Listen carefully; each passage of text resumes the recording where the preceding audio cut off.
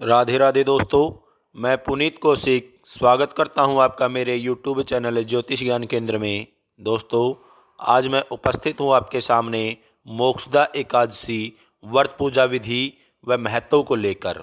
हिंदू धर्म में एकादशी तिथि का खास महत्व होता है। मोक्षदा एकादशी भगवान सत्यनारायण विष्णु जी को समर्पित होती है।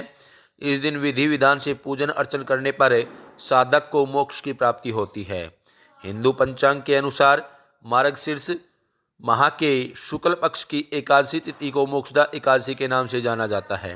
मोक्षदा एकादशी और गीता जयंती एक ही दिन पड़ती है।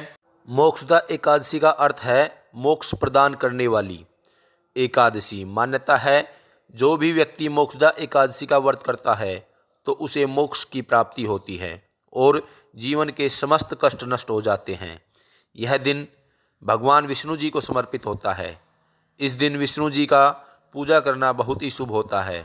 आइए शुरू करते हैं मोक्षदा एकादशी व्रत कथा।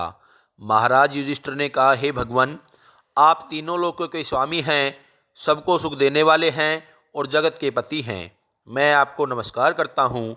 हे देव, आप सबके हितैषी हैं, अतः मेरे संशय को दूर कर मुझे बताइए कि मार्गशीर्ष एकादशी का क्या नाम है, उस दिन कौन से देवता का पूजन करना चाहिए और उसकी क्या विधि है, कृपया मुझे बताएं।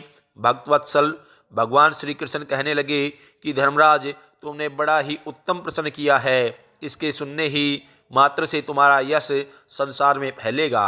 मार्गशीर्ष शुक्ल पक्ष की एकादशी अनेक पापों को नष्ट करने वाली है।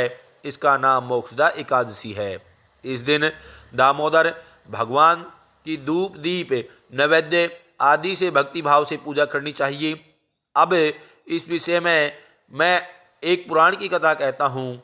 गोकुल नाम के नगर में वैखानस नामक एक राजा राज्य करता था। उसके राज्य में चारों वेदों के ज्ञाता ब्राह्मण रहते थे। वह राजा अपनी प्रजा का पुत्रवत पालन करता था। एक बार रात्रि में राजा ने एक स्वप्न देखा कि उनके पिता नरक में हैं। उसे बड़ा आश्चर्य हुआ कि प्रातः वह विद्वान ब्राह्मणों के पास गया और अपना स्वप्न सुनाया। कहा, मैंने अपने पिता को नरक में कष्ट उठाते हुए देखा है। उन्होंने मुझसे कहा कि हे पुत्र, मैं नरक में पड़ा हूँ, यहाँ से तुम मुझे मुक्त कराओ। जब से मैंने यह वचन सुने हैं तब से मैं बहुत बेचैन हूँ।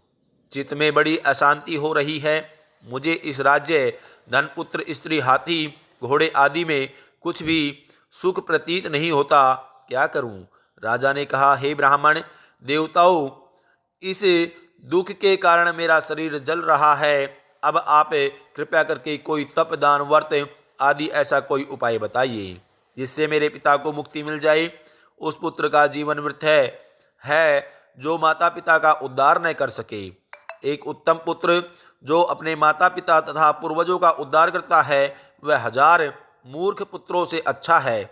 जैसे एक चंद्रमा सारे जगत में प्रकाश कर देता है, परंतु हजारों तारे आकाश में होते हुए भी जगत में प्रकाश नहीं कर सकते।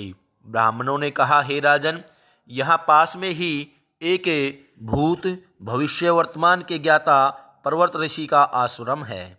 आपकी समस्या का हल वे जरूर करेंगे। ऐसा सुनकर राजा मुनि के आश्रम पर गया। उस आश्रम में अनेक शांत चित्त योगी और मुनि तपस्या कर रहे थे। उसी जगह पर्वत मुनि बैठे थे।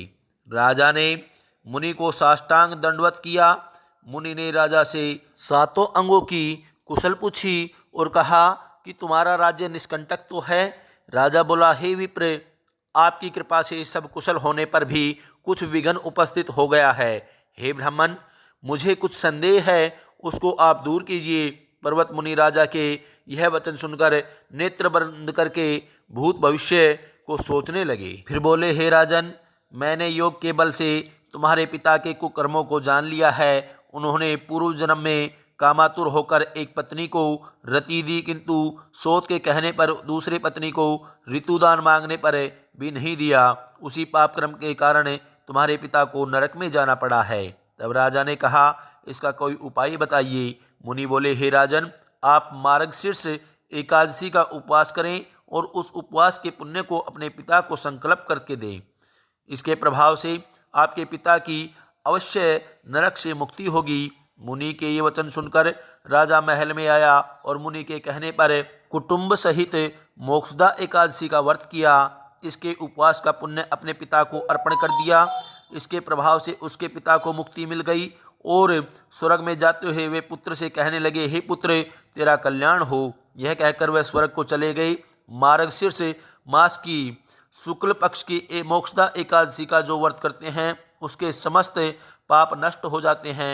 इस व्रत से बढ़कर मोक्ष देने वाला और कोई व्रत नहीं। इस कथा को पढ़ने या सुनने से वायपे यज्ञ का फल मिलता है। यह व्रत मोक्ष को देने वाला है तथा चिंतामणि के समान कामनाएं पूर्ण करने वाला है। आइए जानते हैं मोक्षदा एकादशी की पूजा विधि एवं नियम।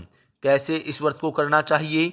मोक्षदा एकादशी के दिन सुबह जल्दी उठकर स्नान करना चाहिए। इसके बाद स्वच्छ वस्त्र धारण करें और व्रत का संकल्प लें। घर के मंदिर में दीप प्रज्वलित करें और एक चौकी पर भगवान विष्णु की प्रतिमा को स्थापित करें। भगवान विष्णु का जल अभिषेक करें और उसके बाद श्री हरि को पीले वस्त्र अर्पित करें।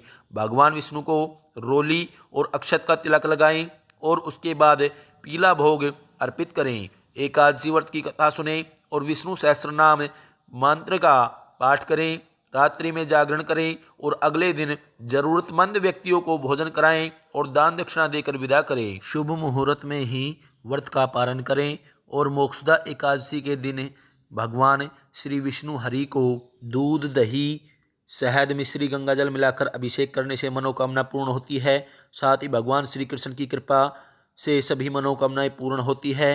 और गाय को हरा चारा खिलाएं। इस दिन गाय को हरा चारा खिलाना बेहद ही शुभ माना जाता है। दोस्तों, आपको हमारी जानकारी अच्छी लगी हो तो कमेंट बॉक्स में राधे राधे अवश्य लिखें और हमारे चैनल को सब्सक्राइब करना ना भूलें। मिलते हैं अगली वीडियो में, तब तक के लिए राधे राधे।